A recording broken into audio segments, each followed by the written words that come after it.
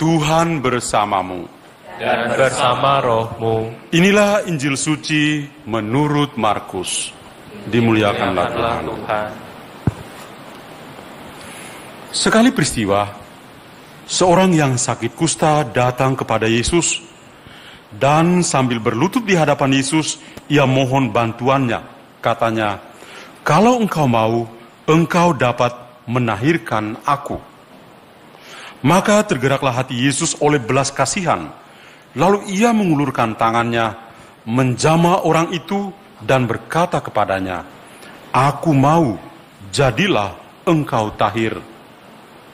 Seketika itu juga lenyaplah penyakit kusta orang itu, dan ia menjadi tahir. Segera Yesus menyuruh orang itu pergi dengan peringatan keras, katanya, "Ingatlah, janganlah engkau memberitahukan hal ini kepada siapapun, tetapi pergilah, perlihatkanlah dirimu kepada imam, dan persembahkanlah untuk penahiranmu persembahan yang diperintahkan oleh Musa sebagai bukti bagi mereka." Tetapi orang itu pergi memberitakan peristiwa itu dan menyebarkannya kemana-mana, sehingga Yesus tidak dapat lagi terang-terangan masuk ke dalam kota. Yesus tinggal di luar kota, di tempat-tempat yang sepi. Namun orang terus juga datang kepadanya dari segala penjuru. Demikianlah sabda Tuhan. Terpujilah Kristus. Ibu bapak, saudari, saudara, anak-anak muda, remaja, para orang tua yang saya kasih dalam Kristus. Mengawali peran Ekaristi pada hari Minggu ini, saya mengingatkan bahwa bukan hanya sebagai hari Minggu biasa yang ke-6 atau hari Minggu terakhir sebelum kita masuk dalam retreat agung masa prapaskah kita. Tapi hari ini menjadi spesial karena kita juga mengenang orang-orang sakit. Hari Minggu orang sakit sedunia yang ke-32. Bapak Suci Paus Fransiskus memberi tema Hari Minggu orang sakit sedunia yang ke-32 hari ini dengan temanya adalah tidak baiklah kalau manusia itu sendirian. Penyembuhan orang sakit melalui penyembuhan relasi. Hal yang menarik perhatian dari surat atau pesan Bapak Suci adalah bahwa suatu tanda keprihatinan, tanda cinta dari gembala kita, dan mau mengingatkan kita sebagai gereja untuk menaruh perhatian yang besar kepada orang-orang sakit. Orang-orang yang sedang menderita atau orang-orang yang hidup sendiri, hidup menyendiri. Dan beliau mengatakan bahwa satu pendekatan yang perlu kita lakukan dalam penyembuhan orang sakit melalui penyembuhan relasi adalah kedekatan kita dengan penuh empati. Tidak hanya solidaritas, tapi dengan penuh empati, dengan berbela rasa dengan orang-orang yang sedang sakit. Maka dalam suratnya itu dia menghimbau kita semua pada hari istimewa ini untuk coba meluangkan waktu sejenak untuk bisa menunjukkan rasa empati kita kepada orang-orang sakit yang ada di sekitar kita. Saya mengatakan tadi bahwa kita merayakan Hari Minggu orang sakit sedunia ini karena kita mau menunjukkan bahwa kita juga sakit. Kita juga mendoakan diri kita karena kita juga sakit atau akan sakit. Dan kita juga mau ikut berpartisipasi dalam penderitaan Kristus. Bahwa segala sakit penyakit yang kita alami itu untuk menyempurnakan penderitaan Kristus yang masih kurang. Meminjam perkataan Santo Paulus. Dan yang ketiga adalah bagaimana kita juga pada momen seperti ini menaruh perhatian, rasa empati kita kepada para tenaga medis yang punya cara tersendiri membaktikan diri untuk orang-orang sakit. Bacaan-bacaan kitab suci yang kita dengar hari ini luar biasa. Dalam bacaan pertama dan bacaan Injil, kisahnya itu mirip-mirip. Di bacaan pertama dari kitab Imamat, kisah tentang orang kusta. Pada zaman dulu kalau ada orang kusta, apa yang harus mereka lakukan? Mereka itu disingkirkan dari kehidupan sosialnya, tinggal menyendiri. Dan kalau dia mau pergi ke tempat yang umum, dia harus berpakaian compang-camping, rambut tidak terurus, dan dalam perjalanan dia harus berteriak, "Saya ini kusta, saya najis." Maka orang-orang yang normal, yang sehat, harus segera menyingkir. Tidak mau bercampur dengan orang seperti itu. Jadi kita bisa membayangkan bahkan di tempat-tempat tertentu, orang-orang kusta betul-betul tersingkir dalam kehidupan bermasyarakat. Tapi ini pengalaman menjadi berbeda ketika suatu kesempatan ada orang kusta tanpa nama mendengar bahwa Yesus sedang lewat. Dan apa yang terjadi? Dia justru mendekati Yesus dan meminta kepada Yesus, "Tuhan, kalau engkau mau, engkau bisa menyembuhkan aku." Dan apa yang dilakukan oleh Yesus? Yesus tidak seperti gambaran dalam dunia perjanjian lama yang kita dengar tadi dalam kitab Imamat. Yesus tidak lari, bersembunyi, tapi dia justru mengulurkan tangannya yang kudus, menjamah, dan mengatakan kepadanya, "Aku mau engkau sembuh." Dan Yesus menyembuhkan orang kusta ini. Yesus luar biasa, senantiasa beda, tidak merasa takut. Tapi ketika melihat orang sakit, yang kusta sekalipun, dia punya waktu.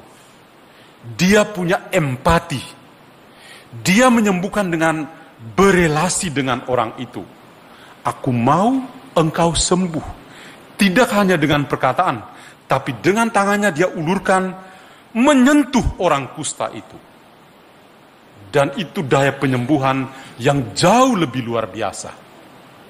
Itu Yesus.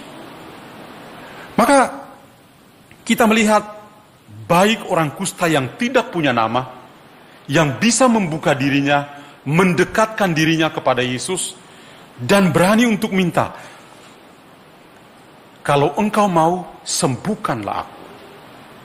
Dan Yesus juga tidak takut. "Saya menyembuhkan engkau." Sebuah relasi yang begitu akrab. Penyembuhan karena relasi. Maka itu sebabnya saya sangat tertarik dengan apa yang menjadi pesan istimewa dari Sri Paus ini. Tuhan Yesus bisa melakukan itu karena apa? Dalam bacaan Injil tadi kita mendengar satu kata yang menarik perhatian kita juga. Tuhan Yesus itu digambarkan sebagai pribadi yang ketika melihat suatu situasi tertentu, hatinya selalu tergerak oleh belas kasih. Hati yang tergerak oleh belas kasih. Dan karena hati yang tergerak oleh belas kasih, siapapun yang ada di depan dia, najis atau tidak najis, dia tetap mau dekat dan menyembuhkan. Itulah kehebatan dari Tuhan. Dan kalau kita coba lihat juga dalam bacaan yang kedua, Santo Paulus mengatakan dua hal yang penting.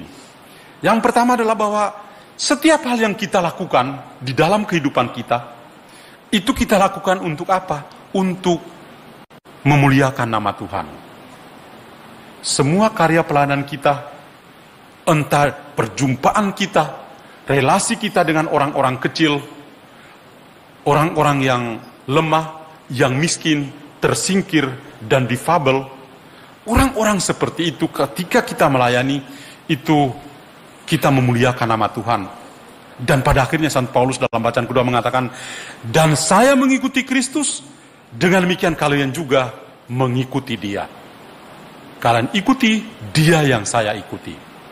Saudara-saudariku, tiga bacaan yang sangat bagus ini mau mengatakan apa kepada kita pada hari Minggu orang sakit sedunia ini. Hal yang pertama, mari kita lihat sosok si kusta tanpa nama. Bagi saya, orang kusta tanpa nama adalah Anda dan saya. para penulis suci, penginjil, kadang-kadang ketika menulis, mereka tidak sebutkan nama orangnya. Saya kasih contoh, si buta, Bartimeus, ya. Bartimeus itu artinya anaknya Timeus. Namanya siapa? Enggak tahu. Yang penting ayahnya bernama Timeus. Tokoh yang orang kusta dalam Injil hari ini juga tidak punya nama. Yang kiranya mewakili kita semua. Yang secara ekstrim kita harus mengakui bahwa kita juga adalah orang-orang sakit. Dan kita perlu seperti sosok orang kusta ini yang berani membuka diri untuk datang kepada Tuhan. Tuhan, kalau Engkau mau, Engkau bisa menyembuhkan saya. Orang kusta langsung berhadapan dengan Yesus dan dia mengatakan itu kepada Yesus secara langsung. Itu adalah sebuah doa. Dan bagi kita saat ini yang membaca dan mendengar Injil tentang kisah orang kusta ini, kita juga melakukan yang sama. Tuhan, kalau Engkau mau, Engkau bisa menyembuhkan saya. Dan tentu saja, Tuhan turut bekerja melalui para tenaga medis. Melalui orang-orang yang merawat orang-orang sakit. Melalui sanak keluarga yang ada di sekitar kita. Mereka-mereka itu adalah perpanjangan tangan dari Tuhan yang mau mengatakan, saya mau engkau sembuh. Tuhan bekerja melalui orang-orang yang ada di sekitar kita. Maka satu sikap yang penting yang bisa kita ikut adalah, ketika Anda sakit, datanglah pada Tuhan. Kadang-kadang kita lebih mudah datang kepada dukun, lalu dukun mulai ini atau itu. Orang kalau sakit jantung, itu ke dokter jantung, bukan ke dukun. Kadang-kadang ke pendoa. Waduh, pendoa akhirnya ujung-ujungnya apa? Tuhan jadi nomor 2, pendoa jadi nomor 1. Pendoanya itu loh, pokoknya mantap sekali. Lalu Tuhan ada di mana? Tuhan dilupakan. Si kusta ini datang pada Yesus. Tuhan, kalau engkau mau, sembuhkanlah aku. Bagaimana dengan kita? Ketika kita sakit, yang pertama kita datangi adalah Tuhan. Amin? Amin. Kemudian yang kedua, sosok Yesus. Sosok Yesus itu luar biasa. Kalau orang kusta zaman dulu berhadapan dengan orang-orang yang tidak sakit, larilah mereka itu. Sembunyi. Lihat dari belakang pohon, karena mereka menyendiri di kebun ya. Yesus ketika diminta sembuhkan saya, dia justru datang menunduk, memberi tangannya kepada orang kusta itu, menjamah dan mengatakan, saya menyembuhkan engkau. Hebat sekali Yesus seperti ini. Mau ikut Tuhan seperti siapa lagi? Kalau tidak seperti Yesus yang begitu luar biasa. Dan Yesus menyembuhkan. Yesus melakukan itu. Bahkan kemudian mengatakan, silakan pergi, tunjukkan dirimu kepada imam, dan nanti Anda ikut beribadah bersama orang-orang yang tidak sakit kusta, mereka yang sehat. Sikap Yesus ini benar-benar menunjukkan apa yang tadi Sri Paus katakan, penyembuhan melalui sebuah relasi yang mendalam. Penyembuhan melalui rasa Yesus yang begitu berbelas kasih kepada orang-orang yang sangat membutuhkan. Penyembuhan melalui kedekatan, melalui perasaan empati atau berbelah rasa dengan orang-orang yang sakit. Itu yang luar biasa. Itu yang bisa kita belajar dari Yesus. Karena itu hari ini sosok dari Tuhan Yesus mengajar kita untuk coba membuka mata kita, membuka tangan kita, berani untuk menunduk dan menyentuh orang-orang yang kecil, lemah, miskin, apalagi tersingkir dan difabel yang ada di sekitar kita. Mereka itu orang-orang kusta zaman ini yang perlu kita perhatikan. Mereka adalah opsi kita, pelayanan kita kepada mereka. Di samping itu, orang-orang yang tersingkir, orang-orang yang menyendiri. Ketika orang kusta itu hidupnya menyendiri, orang-orang yang stres, mari kita menyentuh kehidupan mereka yang terdalam dan menyembuhkan mereka.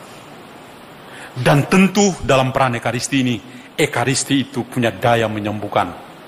Doa-doa kita dalam peran Ekaristi menjadi doa yang menyembuhkan. Amin. Saya tutup dengan sebuah kisah dari orang kudus yang saya kagumi. Santo Damian dari Molokai. Misionaris dari Belgia, anggota tarekat SSCC, itu luar biasa. Punya cita-cita menjadi misionaris. Dan dia pergi ke Molokai di Hawaii. Sampai di sana, uskup mengatakan, Romo, di sini kami punya orang-orang kusta, ada 600-an orang. Mereka butuh seorang bapa yang hadir di sana untuk melayani mereka. Apakah Anda mau untuk melayani mereka? Yes. Jauh-jauh dari Belgia, datang ke sana, dia siap. Dan dia melakukan apa? Dia merawat mereka, pelayanan sebagai seorang Romo, pelayanan sakramen dia lakukan. Dan pada akhirnya, dia juga kena sakit kusta. Suatu hari ketika dia sentuh air, dia merasa kulitnya sudah mati rasa. Dan dia akhirnya menderita selama 5 tahun. Dan incredible. Dia kena sakit kusta, tapi terus melayani. Dan akhirnya dia meninggal sebagai seorang pastor yang hebat di tengah orang-orang kusta. Santo Damian itu sosok Yesus yang luar biasa. Berani untuk menunduk, berani untuk menyentuh, bahkan mati bersama orang kusta. Ini adalah sebuah kepedulian, sebuah kemartiran zaman ini yang gereja perlu hidupi dalam hidupnya setiap hari. Maka saya kasih contoh orang kudus ini untuk menginspirasi kita semua. Tuhan memberkati kita semua. Amin.